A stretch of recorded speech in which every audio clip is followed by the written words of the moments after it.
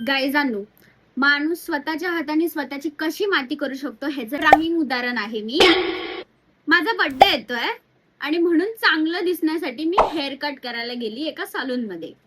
तर तिथे जाऊन मी मस्त केस कट केल्या. मला कर्टन बँग्स हवे होते आणि मी केसांची वाट लावून टाकली, अक्षरशः वाट लावून टाकली. वाढलेल्या केसांची मी वाट लावली. आणि आता थांबा, हे तर काहीच नाहीये. आता हे मी वाट लावलीच आहे, मग वाट आता लावलेली सुधारायला हवी ना. मग ती सुधारण्यासाठी आता मी अजून वाट लावते. आता मी बोटॉक्स करायला जाते.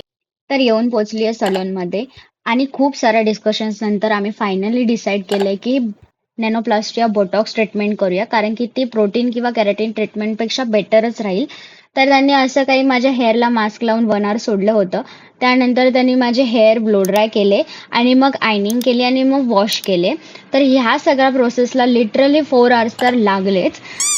आणि असा काही माझा हा फायनल लुक होता. तुम्हाला कसा वाटला नक्कीच कमेंट करून सांगा. मी केलेल्या मस्तीपेक्षा तरी 100 पटीने बेटरच दिसतं असं मला वाटतंय.